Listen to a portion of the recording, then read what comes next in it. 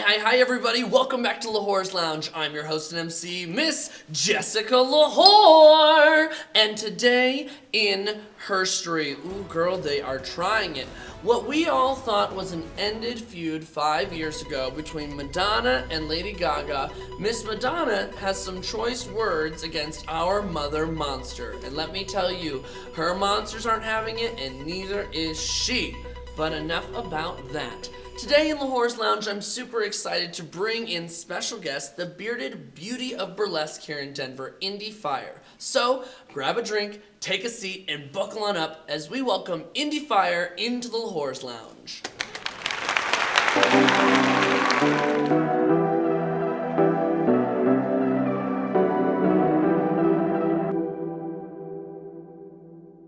Hi, everybody. Welcome back to Lahore's Lounge. I'm really excited to welcome our special guest, Indy Fire. Hi, Indy. Hi, Jess. How are you doing?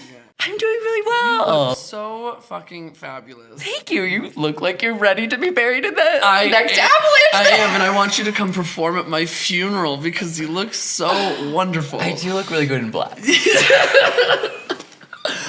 Indy, I'm really excited that you took the time to come and join me in the lounge. I've obviously worked with you for so long, and we've never gotten a chance to really sit down and have conversations like this before. So I want to kick off Lahore's Lounge and just get to know you a little bit better, let viewers get to know you better, and tell me about where we're starting, the birth of Indy Fire. When did Indy start in your life, and where did you get your name? I want to start there. Oh, that's where we're starting. Do you want the name or just like how I got into burlesque Both. first? Okay. Both. You can. I want to know where the birth of Indy Fire came to be. Yeah, basically, I am from here in Colorado, and I moved back right after university, and I had a degree in theater, and I was like, oh, I don't know, I might break up with theater. I don't know what I want to, like, you're never gonna get paid.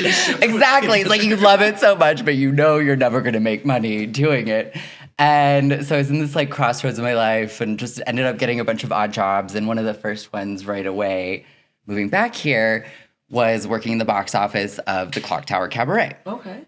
And that is... That was just one of the jobs that you got when you moved. It's just one of the jobs. Yeah. I had like 4 or 5 jobs, you know, like any of those. I graduated like a few years after the whole 2008 crash, like all that. There were no jobs for anybody, so you just had to like makeshift to a bunch of things. You weren't doing burlesque or anything. You were just working. I didn't know what burlesque was. Okay. So actually, I did the interview and they let me see a show for free, and that was the first burlesque show I'd ever seen. Do you remember what it was like? What the show was like? Yeah, it was really entertaining. I really loved that night. Clearly I accepted the position and the job working in the box office. I ended up working there, and even though I was breaking up with theater a little bit, fell in love with the art form of burlesque and all of the burlesque ladies that were working down there. And the Clock Tower was kind of like the premier venue for burlesque in town. And within, I think less than a year, a lot of those ladies who I then all of a sudden, became obsessed with and adored and became close friends with, coaxed me into taking a burlesque booty school. A booty school. So the illustrious Fanny Spankings, if everybody, drop what you're doing and go look up Fanny Spankings. She's still here in Denver. She MCs events. She does the chocolate festival. She's kind of like the big MC for that. And she does stuff all around town still. But basically Fanny Spankings and Midnight Martini. Midnight Martini is actually one of the queens of burlesque. Okay. And there's essentially, a legitimate queen of burlesque in the whole world, essentially, for 2014. There's a Burlesque Hall of Fame museum in Las Vegas, and they do an annual competition that's like a fundraiser thing. And she won in 2014, the Grand Dame Miss Exotic World title. Oh, what a title. But yeah, so the two of them, essentially, I took their booty school, and they were my burlesque mothers. And they were regulars at the Clock Tower at the time. Booty school? So what do you learn in booty school? Essentially, it was I think 6 to 8 week intensive where you like meet once a week for like 3 hours and they coach you through all the different like little steps of becoming a burlesque performer. So I mean, every week you would kind of check in and you'd, those who had ideas of like what their name was going to be, you'd all like kind of share and stuff like that. We talked about burlesque history. We worked on really stage like presence. So booty camp it was. It's literally yes. like a there was a crash course. Like, exactly. Let's do this. There was like a whole like hour or two one night of just learning how to make pasties for the first time and learning how to tassel twirl for the first time. Wow. And it was really nice and intimate because you get close with like that group of people and you slowly become more and more comfortable because burlesque is kind of like a very vulnerable art form. Of course, yes. And so you just kind of like get coached in all the different steps, like, different costuming, makeup, stage presence, how to work with props, like the different burlesque walks across the stage, all the different things. And essentially there was a showcase at the end that we were all working up towards and did that whole thing. That's and you debut, like, it's and kind of like was graduation. Like, this is your final exam of booty Exactly. school. That is like the moving of the tassel to the other graduate, side. Yes. So do you get your name then at the end of No, that? you choose your own name. So like everything in burlesque, that's the thing that in comparison to theater, is so unique and different is that like, if you think about in theater, you are, say, an actor in the play, right?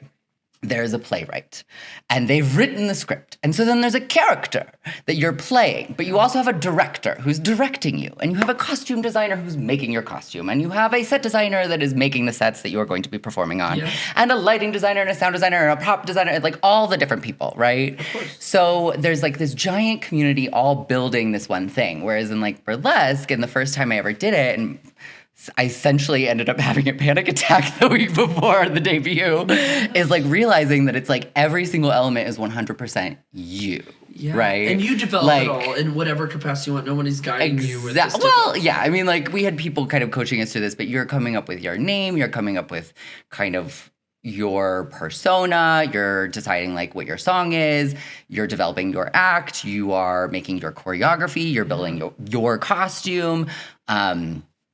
The whole thing is 100% you. And then on top of that, it's also your naked body that you're presenting to the stage. You're like, what the hell? Like, it's like all in one, right? I haven't done that yet. Exactly. Like, in every other capacity that I had ever worked in the performing arts, like, you share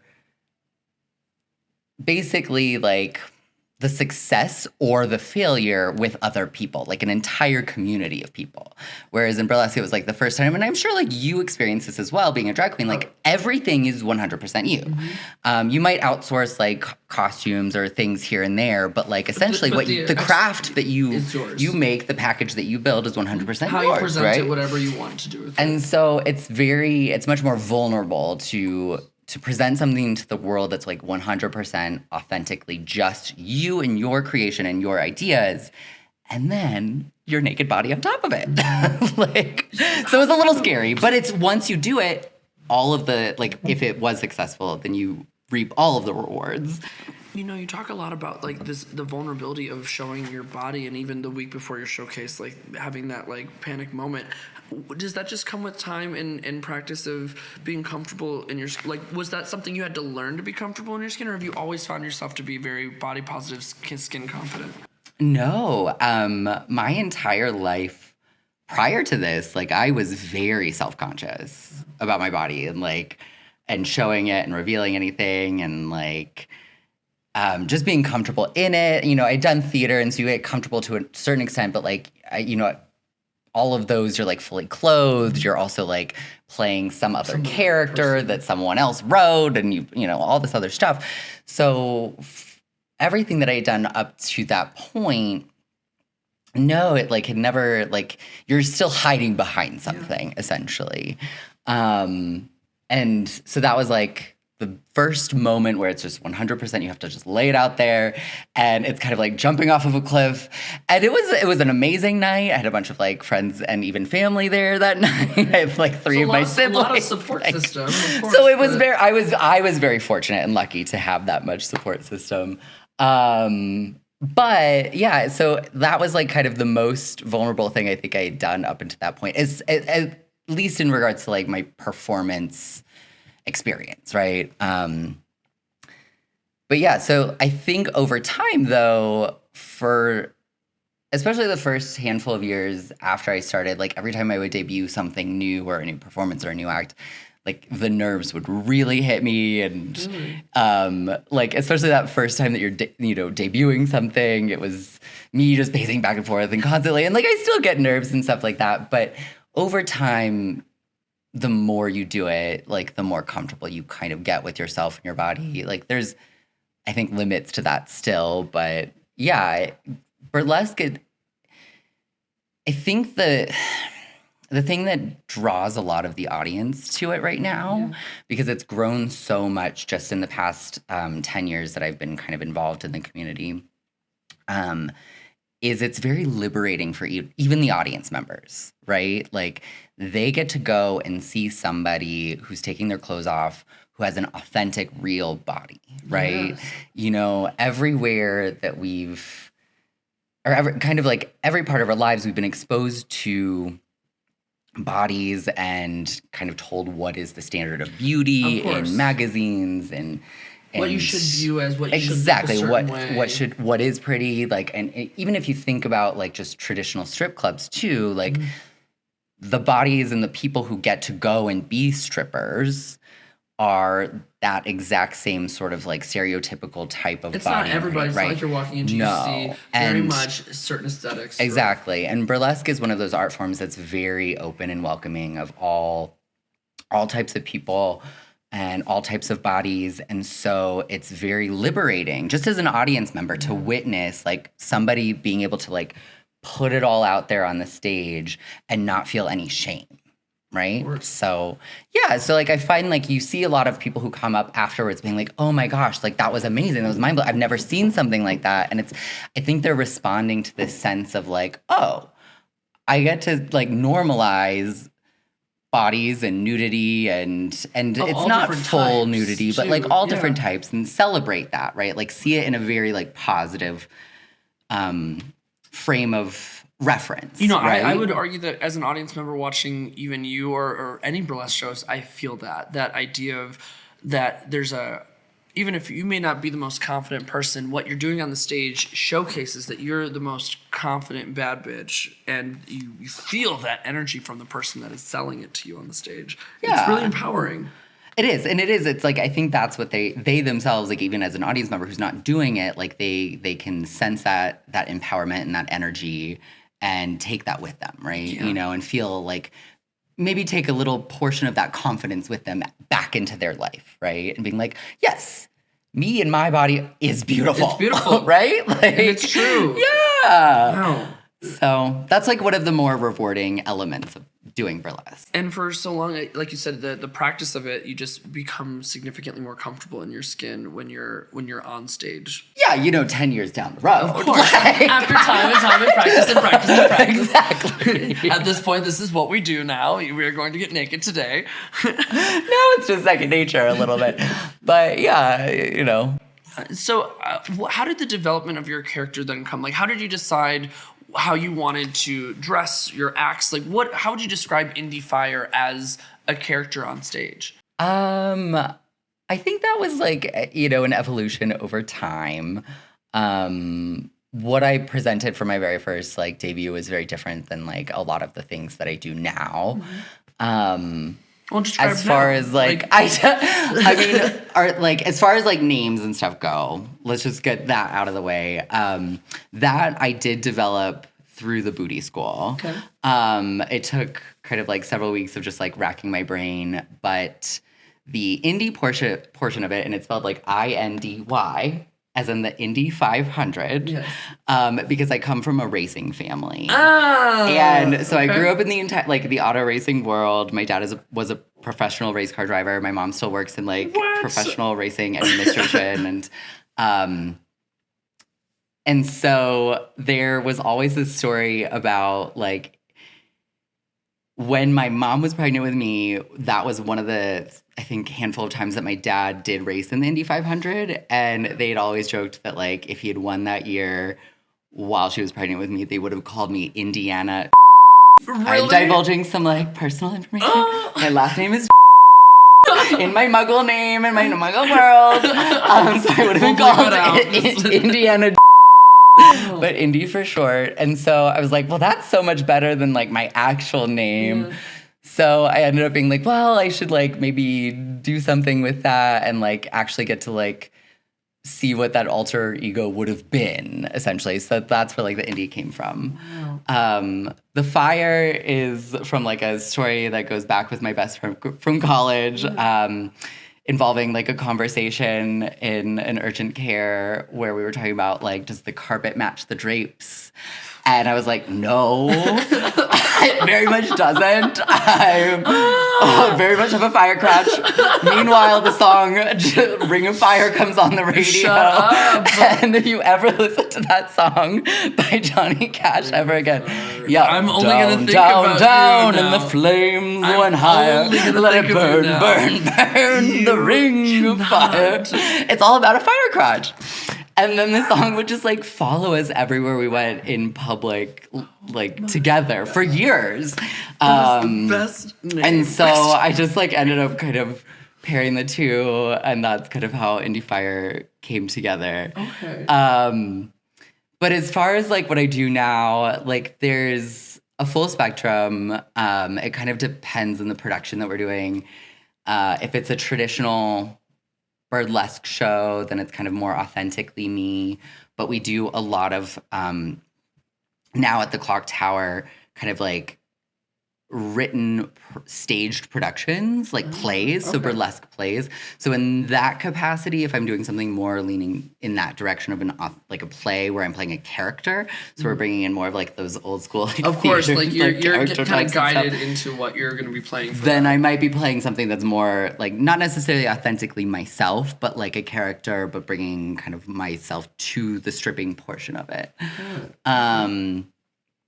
But yeah, I don't know. I like over the years evolved. I kind of am in this weird position in the burlesque community where I have taken a lot of inspiration from our local drag queens and like the drag community in its entirety. I'd say about like maybe 40% of my acts. Sometimes I'll like incorporate lip syncing. I was gonna say I love watching you lip sync during your numbers. It's powerful. Like at least half or more I don't lip sync at all, and that to me is like equally powerful. Like they have their own separate challenges, and it's very I don't know all the criteria of like what makes me decide when and when not to do it. But when it's right, it's right. Exactly. It just kind of happens. This is what we're doing. Yeah, so it's definitely become a little bit more I think gender bendy and like non-binary over the years, but also like in the 10 years that I've been doing it, like we as a culture and community have like evolved quite a bit in that front. So I think part of it is kind of in response to that and slowly growing with the community that we have and like finding my own personal authentic self. So I don't know. I don't know exactly how to describe what I do now. Even in this conversation, I'm learning so much about you and the things that I know just even from a standpoint of seeing you as such a multifaceted entertainer, from being able to paint your face like nobody's business. You're as a makeup artist. I don't know if you consider compared yourself to that, you, though. But also this is. But I'm saying you do your own styling for your hair. You sew your own costumes. You create choreography. You sew for other people. You've taken so many different elements from what I would assume you've learned in theater and brought into this. That's a lot of honing your craft. How do you bring you've learned so much to bring to the stage? I mean, I think a lot of it is stuff that either you have naturally or you've cultivated over the years. I mean, I started theater when I was like a teenager. And those are crafts and like the things that I learned there, like I've just been slowly honing year after year after year. But essentially, I think most of us performers and most burlesque performers, like they all have a unique background. Some from theater, some from the dance world, some were like ballerinas their whole life, some were actual showgirls, some were, strippers, some were, everyone has their own background, but they bring some sort of element of like stage presence that they've had to learn at some point in their background, right? And then everything else is just kind of like extra, the makeup skills that you can slowly like hone. Some know how to do costuming like myself, some do not, and just outsource it. Like, but yeah, I mean, I think that's the magical thing about what we do is that you get to basically dip your toe into all of the different things that you're interested in at all times, right? Of course. Like, I don't have to just stick to one lane always. Like, I don't have to be, you know, pigeonholed into just costuming or just dancing or just performing or just, you know, whatever. It's what you get exactly in any different combination of that, and you can kind of like adjust as you go and focus on the things that's bringing you joy in the moment. Clearly working for you to do what you're doing for the longevity you've had in the scene and just in this career. What do you have on the horizon, or what are you working on goal-wise? I basically am gonna continue what I've been doing the past few years. There's a lot of productions now that we just bring back annually, which is always nice to kind of like revisit this familiar little thing and just give it a little, I don't know, refreshing upgrade in that moment. Maybe add some more rhinestones, refresh the choreography or whatever. So that always just feels very nice and comforting and familiar. And then there's a couple new productions that I know are in like the discussion for later this year. Potentially kind of like a running Thursday show at the Clock Tower. And then I am going to be working on a new production in September that is just like in the very much ground floor phase of figuring out exactly what that will be. So that's kind of like the big project for myself this year. Mm-hmm. And then along the way, revisiting kind of all of those familiar friends that we've created. And you're traveling for Burlesque as well, pretty. Not as much. I used to travel like once a month before the pandemic. The pandemic changed everybody's traveling thing. It makes it weird. It feels different. It does. Everything feels different, but I think it forced a lot of us to really prioritize what we have here in our own backyard and here at home, right? Yeah. And so I haven't done a ton of it post-pandemic. I do have a couple trips for performance in the next couple months coming up for sure, and maybe some other things down the road. But if I have something here, I'm gonna prioritize that. Of course, that's how I felt too. Just it's easier. It's hometown. It's hometown. You know, like I don't have to have the hassle of traveling, going on the airport, packing my luggage, possibly losing my suitcase, which did happen one time. It really? It was a nightmare. Oh my god! Did you ever get it? No. No, that's the thing. Oh god, we bring expensive things too, like nice things, and you're like, well, it's just gone. At least the most priceless things were in my carry-on, but. Damn, my entire makeup kit was in there. It was like over $2,000 to like replace everything. It was a nightmare. They did reimburse me for most of it. It's not the same though. Yeah, you still have to go do all the things again. So it's like it's running the risk of that. So there's very, you know, if the stars align and I'm available, absolutely. Like why not? Go travel, get inspired by some other people in a different city, a different part of the country, you know.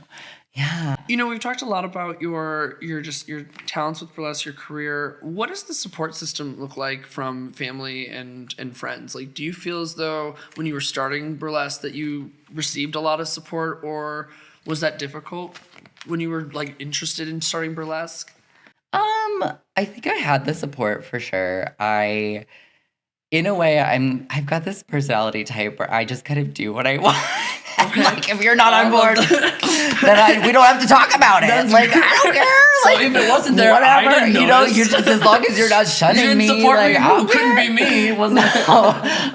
That was one of those things where, like, when I first debuted, even my very first performance ever, and 3 of my siblings were there that night. My mother did not come, but she did buy me some flowers. She's like, good luck tonight. I just don't know if I want to go see you take your clothes off on stage. Right? Like, that's totally valid and fine.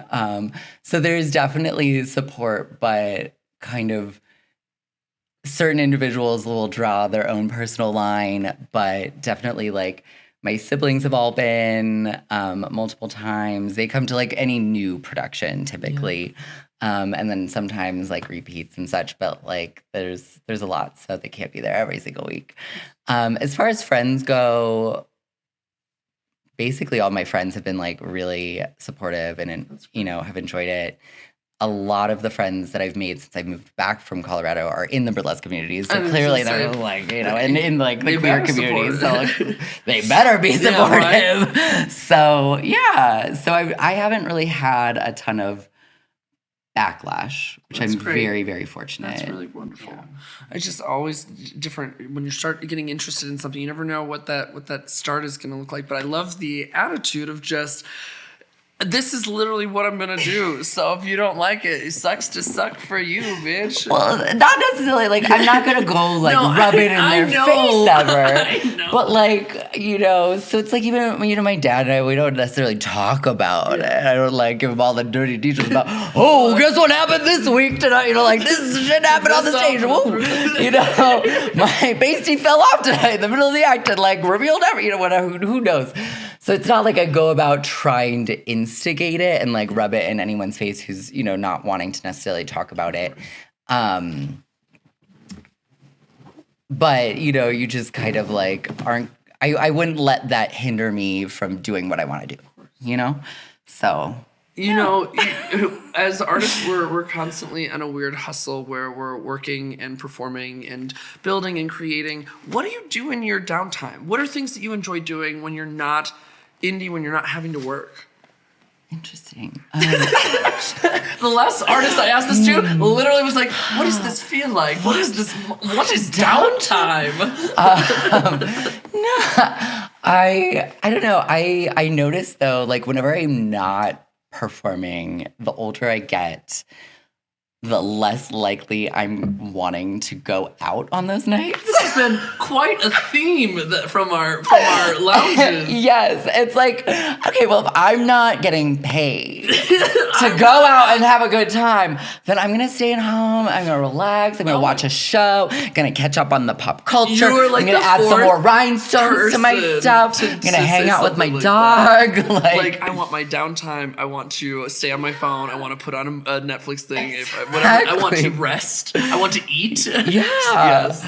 I would say, as far as like, besides just that, during the pandemic, I was very fortunate. I was able to buy a house a couple years, like a year and a half right before the pandemic.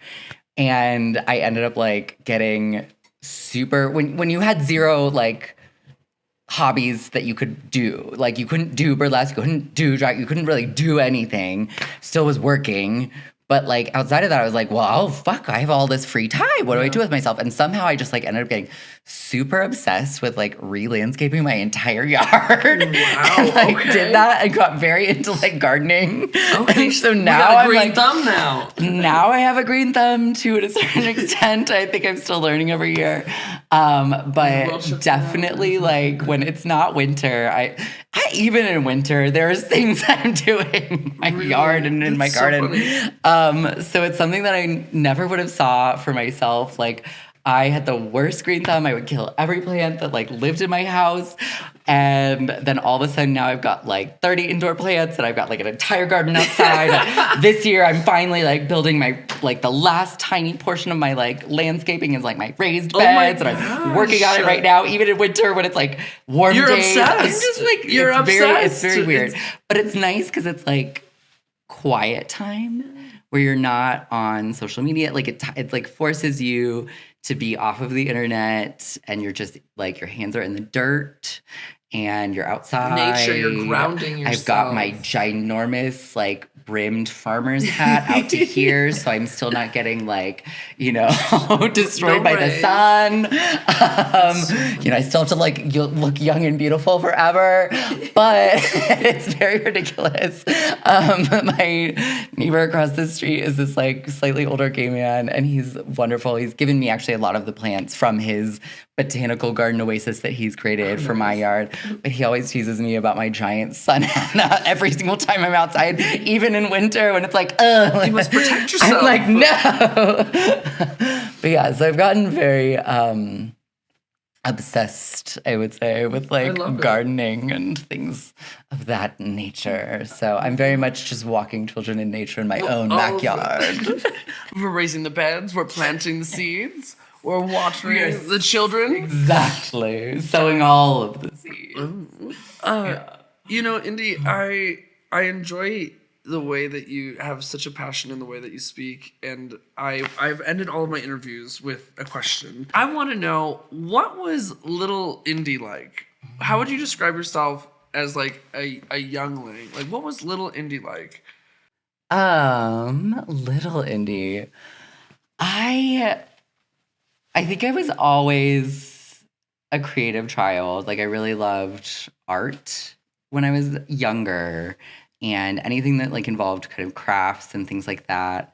I definitely liked taking center stage in my family and things like that, and loved the spotlight. But I do think like it was very rough, like when I was in school, especially elementary school.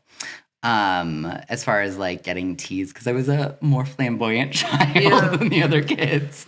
So I got a little. So I definitely got bullied a lot, especially in elementary school. I think every step up as far as school went, so like middle school was a little bit better, high school was even better. I found kind of like the whole entire theater community. That was like this nice world that was very accepting. University was extremely liberating. And I think I was just very lucky to have grown up in this time where things were changing culturally. And then we slowly after that started seeing like the political changes that came with that. But yeah, I mean, when growing up as like in elementary school, like you were terrified, right? Yeah, and then kids are mean too. Exactly. But like it was not acceptable to be like anything different, to be effeminate, to be gay, any of that stuff. Like that wasn't even in the vocabulary really when you were a kid.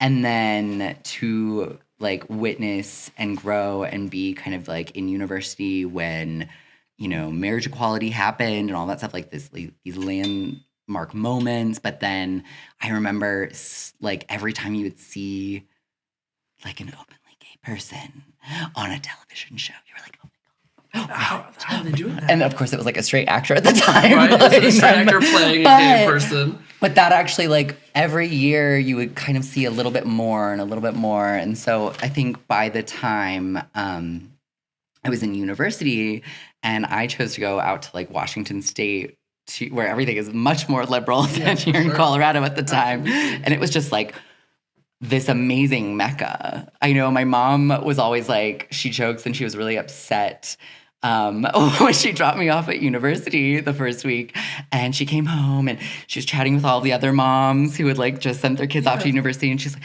and they were all like, oh yeah, so and so is really feeling homesick and they've called every day and da da da da. And I didn't call her for like 2 weeks. I was like, she was like, my child doesn't give a shit like there, and I was just like in heaven, because it was honestly the first time I really felt like I could be my 100% authentic self with like zero strings attached. And so, you know, I think we are really lucky. And I think every year, whenever I interact with kids of the generation below us, you kind of, you like, to me, I'm so happy that they get to live in a world that's much more accepting than the world that we had. But I can see, like, in another generation or two that they can forget very easily that it wasn't that long ago. Yeah. So I'm actually really grateful to be where I'm at and in this sort of, like, millennial generation where we got to witness both ends of that journey. That's a really great point, for sure. Yeah, like, I can have this appreciation for what it was, and I think that intensifies my appreciation for where we are now, right? It's a really great point. I've never even thought of it that way. Yeah, so I don't know. I feel very lucky to be where I am right now and, like, in the generation that we're in, right? Because we got to experience both sides of the same... And that flip. You're not right. That cultural flip was a big...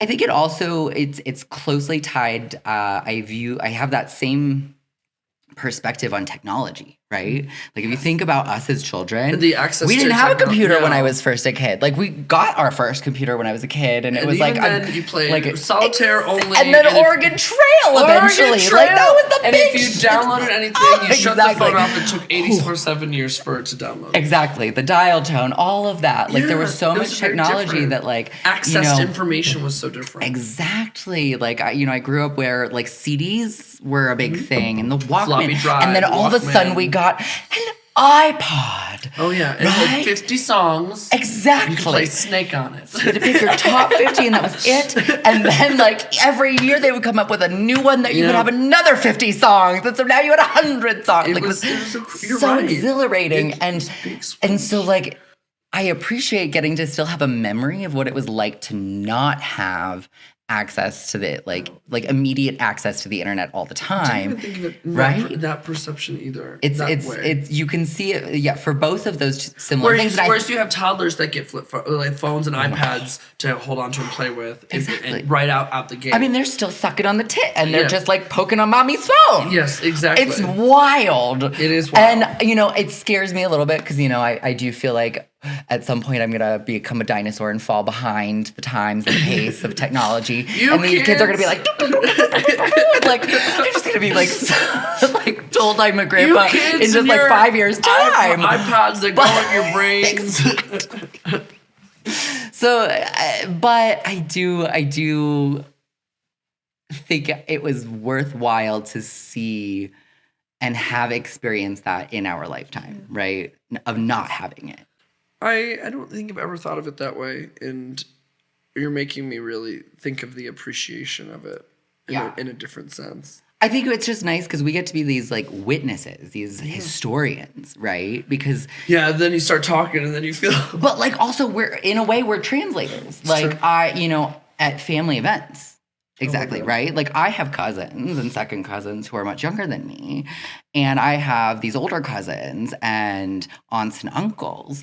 And there's like a huge you're disconnect. The messenger in between. But I can relate a little bit to both. And like there's a way that like we are very fortunate to be like in our position where it's like, yeah, you can kind of translate between the two and be like, well, come on, you gotta admit, like, they never had this, right? Like, they had to, like, walk back and forth from we didn't have this both ways uphill, like, the whole thing. So you could relate to, like, how hard it was without that technology and without that sort of, like, acceptance and equality. And not to say that we are anywhere near where we need to be as far as equality goes. Yeah. But, like, you can at least still explain to them can you understand why it's hard for them? And then also for them where it's like, okay, well, like teach me this just thing. Exactly. Like it's hard for you, yes, I get it. It's teach nice me to be this like translator and moderator in between the two worlds, right? Where you can experience both.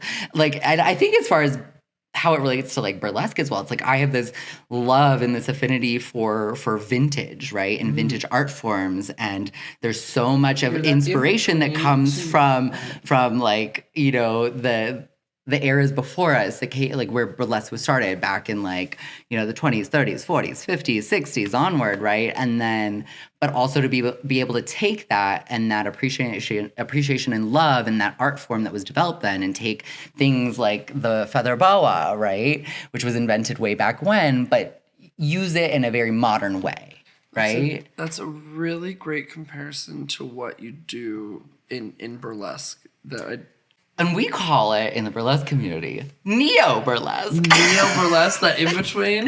Well, no, just new age burlesque. New age right? burlesque. Where you're taking things, vintage things, vintage concepts, knowing the history and bringing them into modern. I don't know if that's the definition, but there's like classic burlesque and neo-burlesque, and you can use elements of classic burlesque in a new fashion and create something that is neo. Yeah. Neo and neat. Neo. Yeah. Neo. I love New that. age, baby. Oh my gosh.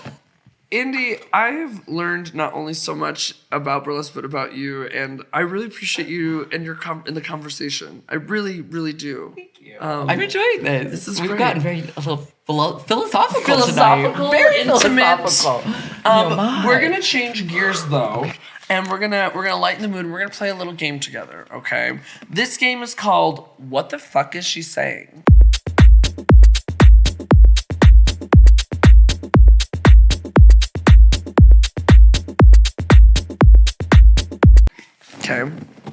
So we're going to go back and forth, and I'm going to start. And on this, when you get the iPad, it's going to have something like this, okay? That I'm going to read to you. Okay. And you're going to have to tell me what it actually sounds like, okay? So let's go down the list. Here's the first one. Goat tooth a prince a poles off us. Go to a principal's office. Correct. Now look at that. You got it together. Ale huck each arm. Ale huck each arm. A Lucky Charm. That is correct. Look at you, 2 for 2. I was thinking Chuck E. Cheese for a minute, but no, it's a Lucky Charm. British accent. A British accent. That is good. 3 for 3. Ape hand hub hair. Ape hand hub hair. A panda bear. That is good.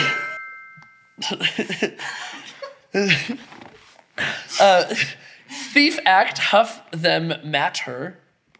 Thief act huff them mat her.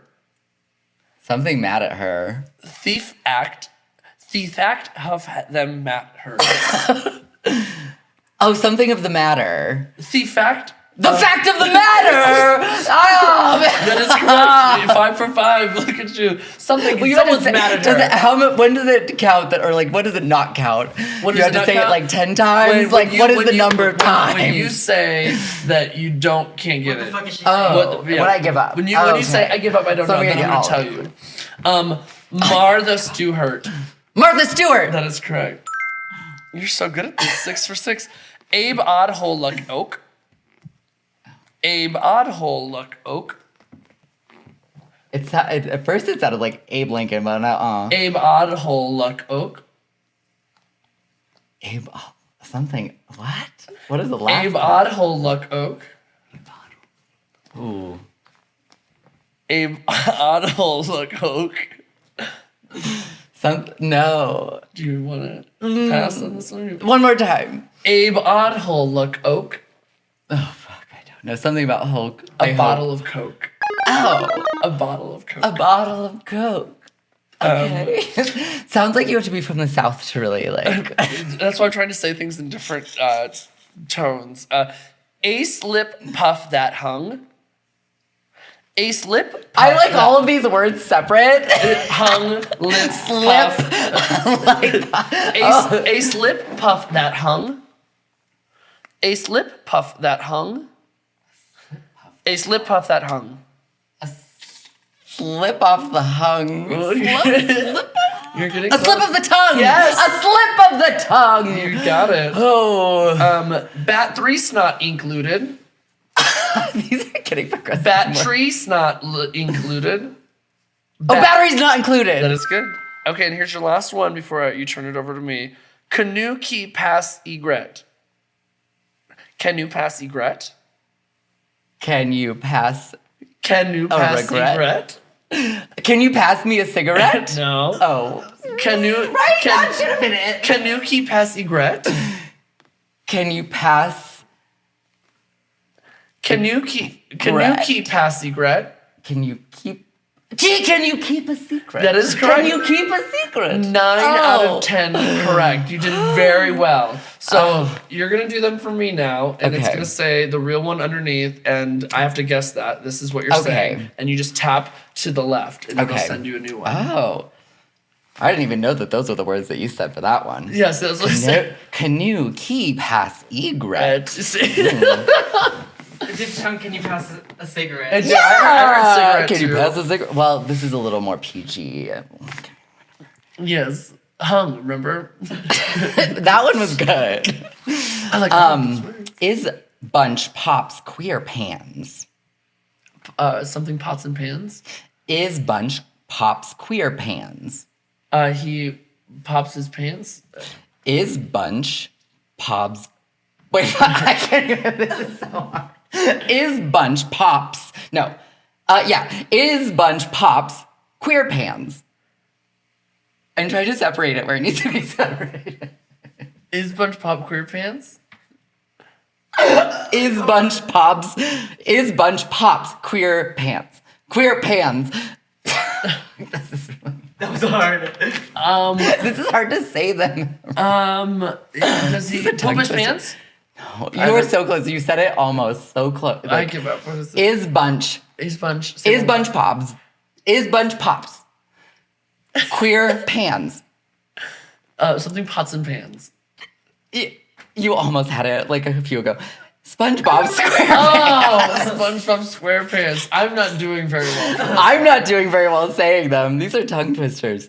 You really have to be good at enunciating. Okay. Oops, I skipped one. The gloves are like making these more difficult to hit the button. Okay. Sunnis hide hup. Sunnis hide hup. Sunnis hide hup. See, I'm not good at this. Apparently. Sunnis hide hup. Sunny side up. Yeah! I got Okay, one. we got one. As long as I get one. All right. Free quaintly as quest shuns. Frequently asked questions. Yeah, that was. That's a good one. Be very careful. Oz temp hours. Oz temp hours. Oz temp hours. Odd hours. Oz temp hours. Oz temp hours. Austin Powers. Yeah! Tooth her, mac her, rain her. I don't even think this is too many syllables. Do the Macarena. Yeah! Wow, that is. I don't know. Yeah, that was good.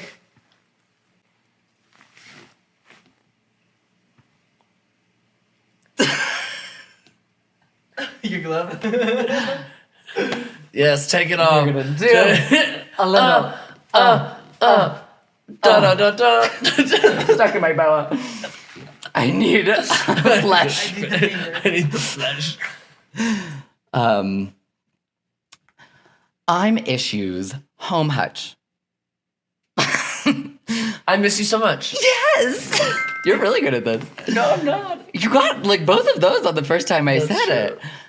All right. Weed hid dense tart thief hire. Something start a fire. Something is start the fire. Weed hid dense tart thief fire. Or no, hire. She already got that part anyways. Weed hid dense tart thief hire. We are gonna start the fire. Oh, yeah, we didn't start Something start the fire. You're like, we're gonna start the fire, Fire. baby. Okay, We didn't start the fire. We did not Yes, start the fire. I think you got that one.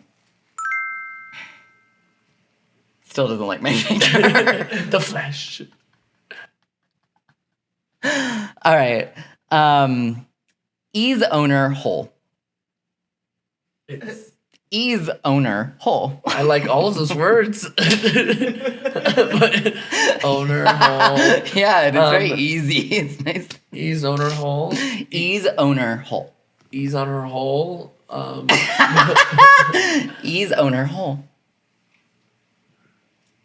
Ease owner hole. I don't know if I can say these different ways. I know you think Ease owner hole. I don't know that one. What is it? Ease owner hole. He's on her hole. What is it? He's on a roll. Oh, he's on a roll. He's in her hole is what I kept hearing. He's in her hole. He's Your in her mind hole. is just in the gutter. Yes, it is. I mean, he's on a roll. Could also be. He's in her hole. All right. Thick hull foam heck sicko. The Gulf of Mexico. Yeah! Wow! See, you got like at least 3 or 4 on the first go. That's true. I don't Is think that I the got a last single one on the first go. You got 9 out of the 10 though. Is that the last Yeah, one? but I also only did 9 because I skipped one. The flesh. The flesh. Okay. Love sabotage. Well, what the me. fuck did she say? We figured it out, but bitch, that was funny. This next segment of the show we call Let's Have a Jess Talk.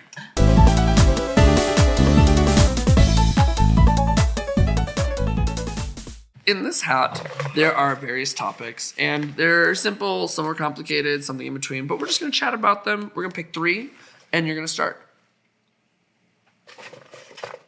You don't need to take your glove off. Yeah, no. This is glove approved. Glove.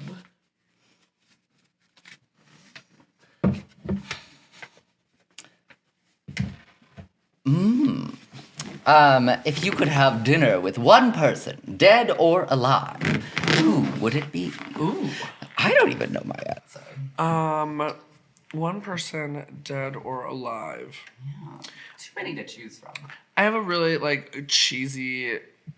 I guess it's not cheesy. The first person that came to mind, and it's not a celebrity, it's literally my grandpa. I would love to have dinner with my grandpa again. Even lunch. He's just talk to him in that sense. Food was at the dinner table was a big thing anyway, but he was the first person that just came to mind when you read that out loud. I was like, that's who I'd love to have dinner with right now. Is it grandpa on mom or dad? Mom's side. Mom's side. Mm-hmm.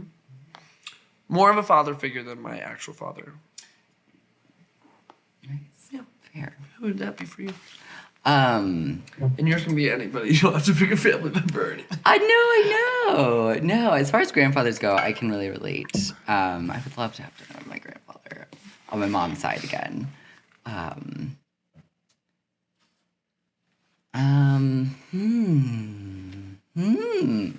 God.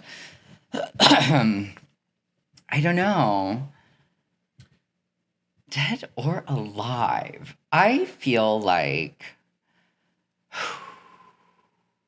it depends on what this dinner involves. I kind of am in this mindset right now where I'm I want to have a conversation with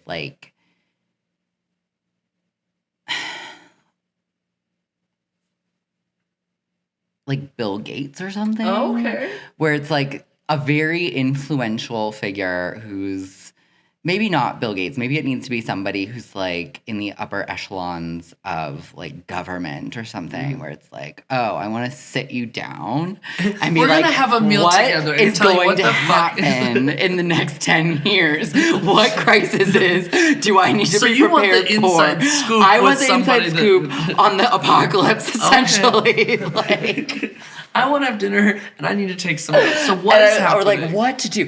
Well, how should I prepare? What needs to happen? It's actually something in regards to how do I survive? Shit's about to go down. You know when. You know what's happening. I'm sure they've got when's the next contingency COVID plans. shutdown? Exactly. They've got a little emergency protocol for each of the major different things, if aliens descend or a comet hits or We're preparing. Exactly. That's so funny. I kind of want to have it's a work meeting essentially of what stocks to invest in, what do I need to have purchased? How big does my underground bunker need to be? How do I make this happen? Prepared. Yeah. What? But also you sit down for tea and you're hey, so I have some questions here. Honestly, I feel the Queen of England would have been great. Oh, I'm sure she would have known shit. Exactly. You know she knows everything. She knows more shit than That's our also saying presidents that she because would she was talk to around you. for how long? It's also saying that at this dinner she would divulge this information. I think that needs to be included I think in the that is forced. parameters That of is. this. If we're having this dinner, you are forced to tell me and you answer have anything to actually, that I want to. Exactly. And Okay. you can't lie. I think that's fair. I'll have a lying, little machine there to Hook kind her of up. test them. Exactly. Hook the queen up. But as far as okay, do we think this is how long do we think this needs? Is going to be? How You much get 1 hour entertainment? dinner. It's only 1 hour. I'm adding parameters. A 1 hour dinner. But they have to answer your questions. Do I get time to prepare the list of questions in advance? No. I still want to go. I still want to go down this route. You're sitting next to him, and you say, "This is the person." They show up. You have to do it. I think I could, on the fly, ask at least a good chunk of questions that would help me prepare for this Wait till you get future all the answers you don't want. scenario. Well, they When's might the not next be what I want. apocalypse? Well, actually, I might 3 not months. sleep. I might not sleep for a while, but down the Since we're road, doing I might parameters. get me and my family set up for success. How big does the bunker need to be? Exactly. Underground tunnels. What Will we medications do I need to survive? stock up on? Like the water sources. I feel like they've got to have like a. There's someone that kit. has all this information. Not necessarily a kit, but like at least a list of the big ticket items. That's true. Yeah. I love these parameters. They have to answer things. All right, what do we got? This one says, relationship icks. Oh, icks. Icks in a relationship. Icks. I mean, outside of like generalized like things that are pretty common across just all relationships, like have good manners, don't be abusive, things like that. If I'm going like outside of the box, icks. I think the biggest ick for me is a lack of reliability. Ooh, okay. Like, if you are going to say you're going to be somewhere, you're going to say you're going to do something, or you make a promise, or not even it has to be like a full promise. It's just like, show up and do what you say you're going to do. Ooh, that's a good You know what I one. mean? Like, and that I think is across all relationship types, That's right? true. Like, romantic, friendship, business. You say you're going to do something, like, do it. Yeah, follow through. Like, I think that is the quality that I admire most in people, or that I've learned that I respect the most. Is like, if you are reliable, and I understand, emergencies happen, Yeah. right? We can, we all get passes for various things. But again, like in an emergency situation where you just don't show up, if you at least called and told me what's going on, Text, that counts. something. That counts as reliability. Because it's like if something came up or some Communication. whatever. Exactly. So, but like if you just kind of bail or fall through on what you say you're going to do, then Ick. Yeah, You're ick. out. Trying to think, what is an ick? An ick. Honestly, an ick for me is the inability to try new foods. oh, It's an ick for me. If we go to somewhere and you are incapable of doing something that is not just like a chicken tender at a dinner or something like that, then that is an ick to me. The inability to want to sample, like I may not like it. so does this like is this a sign of a bigger thing, like the lack of openness? I would say that a lack of openness could be. I don't know about spontaneity, but I would say But lack like- of openness could be okay. the ick for me in a relationship of like a partner and be like, I think sometimes those small things that we like hyperfixate on that are annoyances tend to be just like the tip of the bigger iceberg of like what really is frustrating. what's Like, really the frustration? Where is this actually it's going? just this is the sign. Like you can't eat a new food or try a new restaurant. just try something. The I think that's fair, inability to yeah. know for me in a Yeah. partner. But I guess openness too. The idea to new experiences, whether that is food or adventure or things that you may be afraid of or things that aren't maybe your cup of tea, but you've never tried it before, so why don't we go do this together? Something like Right. that. The idea of like, I'm shutting it just say down no. because I'm saying no. Right. Because I said no, yes. Yeah. I would say that's Yeah. an ick for me. Yeah, I think it's a good ick. It's a good sign of And character. I like that you talked about it more because I'm like, yes, maybe it's not just about the food. It's more than that. That wasn't at you. It was not at you. I'm not in a relationship with you, Oscar.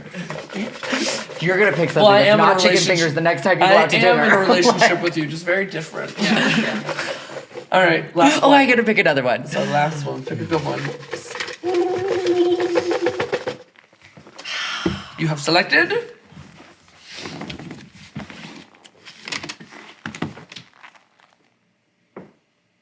What is it? Oh, okay. A time that you Karened for good or evil. Oh God. I'm gonna be vulnerable here. I am a non-binary person, and I don't ever use like pronouns. My pronouns, if you know me, if you're respectful about it, you can call me she or he or they. Like I'm not offended by that. But when I'm on the phone with student loan representatives or people that are bill collectors, you best believe I lay into that so hard when they call me ma'am or sir, and I'm like, it is the opposite, and they just don't know how to react. They get so, and I don't know if it's for good or for bad, but I think student loan representatives are the worst people to manage and deal with. And I could be on the phone and talk through a situation or whatever, and as soon as they're like, sir, this, we can't help you with this and whatnot, I'm like, it is ma'am. It is ma'am. And they just go silent and they don't know what to do. And then they'll do it again and they'll say sir, and I'll be like, I already told you it was, and it's kind of like a crutch that I use on the phone with customer service. So you use it to your advantage. To my advantage. Ooh, So I've never tried that before. Oh my God, I've done that because they'll misgender me on the phone based off of my voice, or they'll be, or something like that. And I definitely use the opposite when I'm not getting my way for like pushing back a loan payment or deferment or like do you use it in any other sort of bureaucratic phone call type of situation? I've done like that government for like agencies. Anybody that calls me and tries to like solicit call me, I do that to them as well. Like if you call me and you're like not a scammer or somebody that's trying to sell me health insurance or something like that, I definitely fuck with them. I would say that is definitely the Karen for bad, but it's for my good, and they just don't know how to react, and it's yes. Okay. I do that. I might actually utilize it has helped me. It has helped me because they feel bad that they've offended me. That all of a sudden now they have solutions, right? And now they're able to help me after they've offended me. Yes. So you're using it to your advantage, which I would say it's not necessarily evil. It's not evil, but it's not. Like, but it's for your benefit. So does that mean it's good?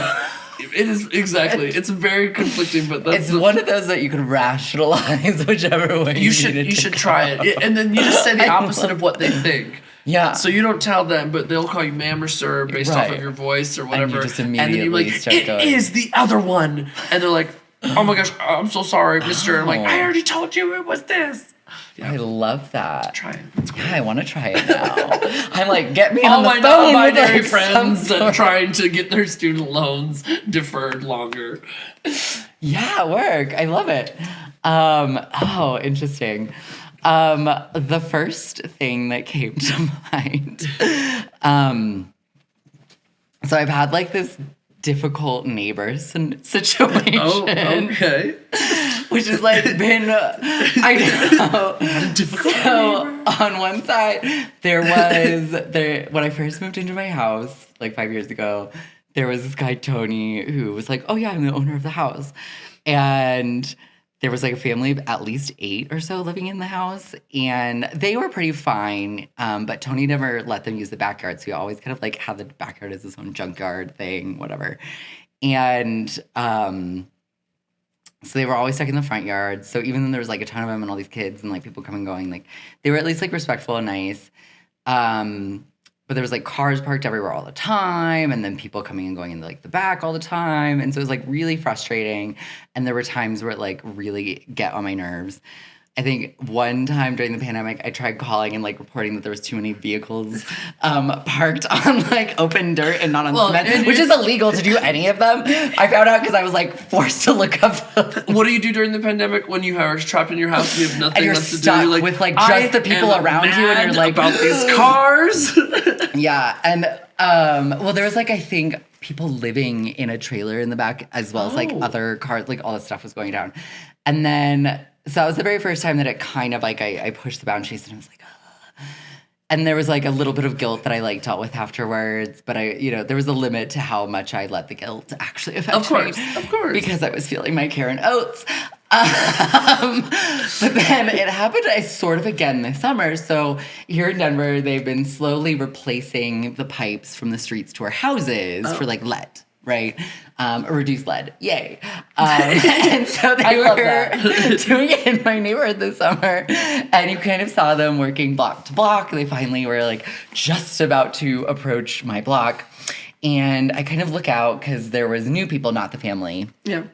Prior, who were pretty respectful. They had moved out and some new people moved in. And there's like at least 2 that were there like from the get-go, and then just other people coming and going all the time. And I felt like there was like at least like a couple young people who were living in their car but like using the restroom in the house, and then there's like people in and out of the backyard. There was like stuff coming and going all the time. It was like a wild summer, and like there was trash just like blowing into my yard all the time. It was like I was getting extra frustrated. So I was at my like bottled up Karen brink, right? Like about to pop, call this like a sparkling water that you've been shaking all summer long, just like about to burst. And so meanwhile, they come to my block, and I'm like, you know, let's spy out my front windows all the time. And like, what's happening, whatever. And I see a police car and a tow truck, and I'm like, oh, they're towing. And my actual, like, it was decent-willed nature where I was like, I assumed they were towing vehicles. Because the construction team was going to come onto our block starting like the next day, right? So I run out there and I'm like, Mr. Policeman, if you need the phone number of Tony, the owner of this house, I can give it to you. You don't have to tow these vehicles. And I flagged down Mr. Police Officer, and he's like, that's not what's happening right now. And he was like, I'll just come around and come chat with you in a second. So he like pulled around, and then we have a little chat with me and Mr. Police Officer. He was actually pretty attractive as well. Police Officer. And he was like, oh, no, that's not what's going on. That was a stolen vehicle. And he was like, I think most of the stolen vehicles in the surrounding neighborhoods are all linked to the house right next door to you. Up, really? And I was like, oh, well, that explains some stuff. And I was like, well, like, let me tell you about the happenings of what's going on. And like, here is Tony's number. And he has people coming in and out of the backyard all the time. And like, so I really just laid down all of my like sort of backlog of Karen details that I had been storing for months since the pandemic. Mr. Police and I was like, Officer, ooh. man. And he was like, well, I will be doing active patrols whenever I'm on duty. And so then I didn't really hear anything for a while. And then like a couple months later, I leave my house for like an hour, only maybe an hour, to run some errands, and I turn back around and I'm coming around the corner to like pull back onto my little block, and there's like 30 cop cars surrounding my block, surrounding that house. There's one parked in my driveway. They're like everywhere, surrounding this, in the alleyway, everything. And so I pull up to one, they're just kind of all like, half of them are standing outside of these vehicles, and I was just like, so that's my house. Yeah, can I like go get my dog? She's like, no. And What? I was like, well, how long do you think this is gonna take? He's like, 45 minutes to an hour. So like, I ended up like pulling around to the neighbor across the street and into his alleyway and watch from their house. And like right before I like got out there, they threatened to send in the dogs, and some guy came out and they arrested somebody and then towed some more vehicles. Oh my God. And then like a month later, they finally moved out. So like in the end, I'm like, I don't know if it was because of my like inside scoop or just like them doing their jobs, but like that was probably the most Karen I've been in my existence. And I hope that this prevented at least a handful of people from getting their vehicles stolen. Because the ring next door to my house was shut down. So in the long run, I did Karen I don't know. I guess it was good in the end. I don't know. So like one person was arrested, but I think he was guilty. I don't know. Like it's hard because there was not like much resolution. Because it just happened, and then it was over. Then it was over. It was like a month And you have later, no they moved answers. out, and now new people are there. And they don't steal cars. And they I hope not. They don't have people coming in and out. I mean, they come in and out. Yes, it is their house they're living Well, in. yeah. I could go into more details, but I digress. We're Let's going to bring leave you it back there. to continue this story. Oh my God, I'm dying right now. So that's actually like a long-term Karen saga. Karen of like saga. Me dealing with like the inner I feel like Karen you really slowly needed to bubbling get to the that surface out, and then I like feel like you've trickling been down. waiting to express this out loud. I've told this story a handful of times, but clearly It is not settled she's yet. not fully settled She's back still down. feeling some feels. I mean, it was only a handful of months ago. It's still this recent. It's fresh. It hasn't been a whole year. To help you manage through this, we're gonna take a nice segment that we call a Le Break. Oh, thank Okay. God. For this Le Break, we're gonna cut the audio. We can drink water, chat, do what we gotta do. But we have something in here that is gonna help keep us occupied. Okay. Oh, is So- it slime? Is it slime? So it looks like we have some rhinestones, some Perfect. pipe cleaners, Bedazzling. You guys some. are gonna And we have give them wig. makeovers. We're gonna give the mannequin heads makeovers. Oh, me oh my. Okay. And then we will be right back.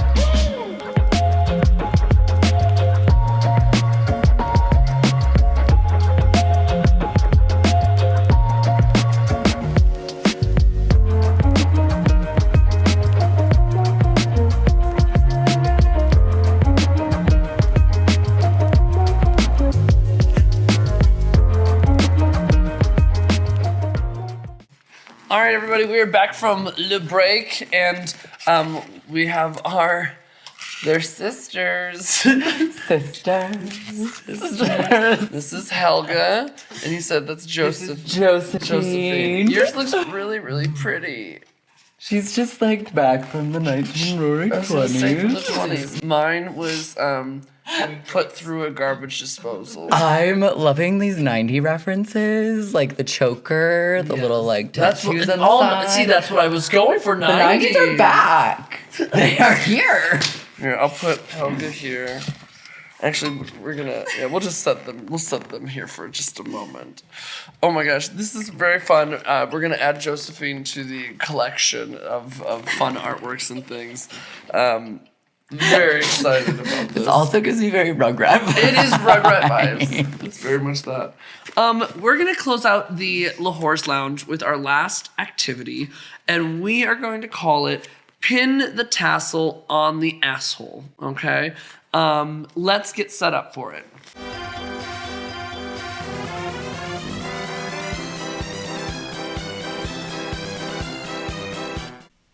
Okay, so for this last game, pin the tassel on the asshole. We're gonna have 3 rounds, 3 different assholes. Okay, so this is Kanye, and we have our blindfolds. We'll go one at a time. I'm gonna Both of us get to point on each other. Yes, exactly. I'm gonna bring you over here. Okay. I'm gonna put your blindfold on, spin you, and you're gonna have to take this tassel and put it on the butt of Kanye. Oh, it is sticky. Okay, the one that is closest to getting it on his butt each round. So then we'll go to the next round. Okay. Okay. And put your blindfold on. I just want to figure out where his butt is. Mental note. Mental note. Mental note. Okay, blindfold on. I'm gonna spin you around.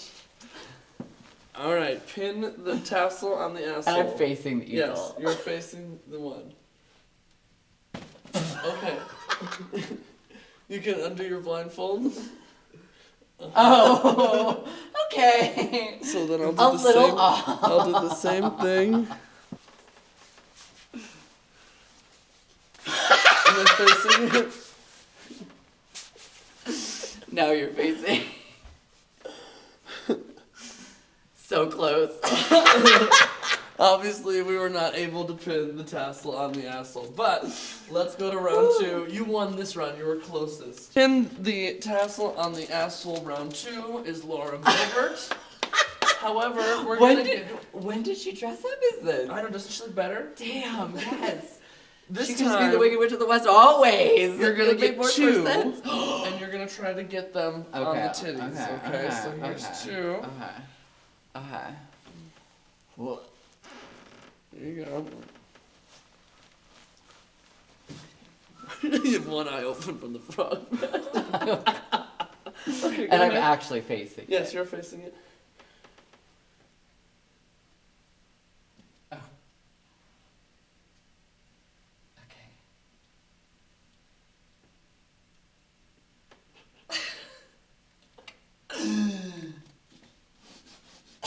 That's actually pretty good. Oh no! Oh, the tape was on there. Here. I was like trying to measure off of the like distance of my own. You're like, where are my own nipples? That was pretty good. You like got them on her nipples. Okay. There's one thing I know. It's titties. It's They're titties. pretty low. They're just there. You know, I see them. I work with them all the time. Okay. I love a good titty. Are you prepared? No, I You was got your awful. titty ratio. Okay. Spin, spin, spin, spin, spin, spin, spin, and stop.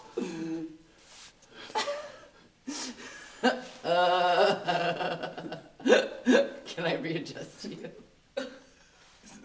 Other direction. Yeah! Well, she looks better with her face covered anyway. You definitely got this round like to a T. You've won 2 out of 3 for pin the asshole on the or the tassel on the asshole. We have one final round, and it is Miranda Lambert. Sorry. And where are we aiming for her? Her eyes. Just okay. Her eyes. Cover up the eyes. Cover the eyes. So Okay. they're smaller. Oh, the It's challenge. smaller Okay. challenge. I'll go tip, tip, tip, tip, tip, tip. Okay. Can I adjust your frog eyes so that it looks sillier?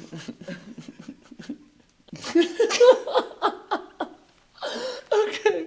You're gonna pin the tassel on the asshole. Here we go. Here we go. Other way. Here we go. And then we'll go one this way just to really mess you up. And then, okay, you're facing it. Okay. Go.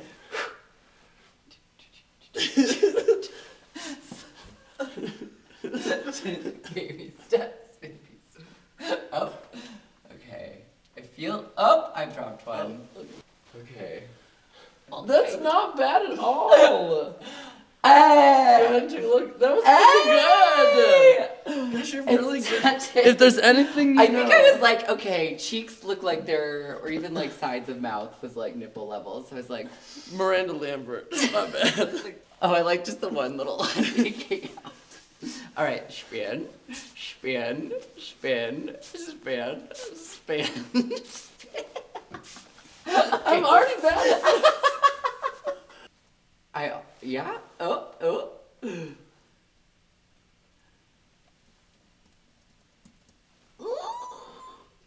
I got one on top of Yeah! and one off.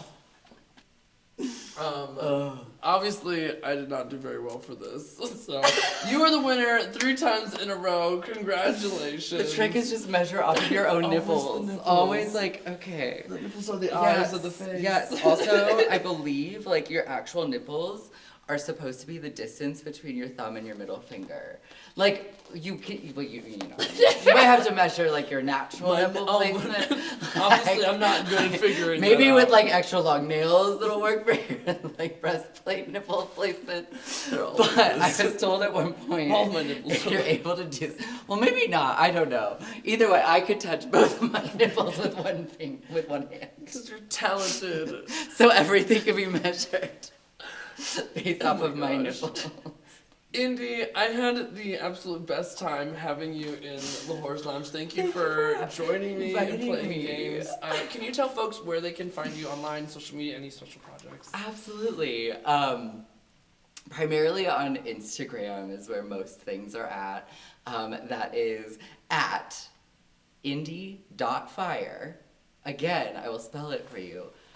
At INDY, as in the Indy 500, .fire.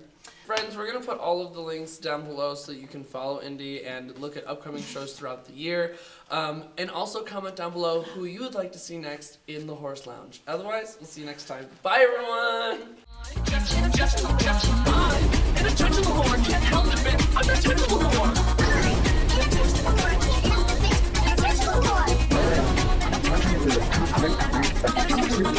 I'm an inattentional whore. Can't help it, bitch. I'm an inattentional whore.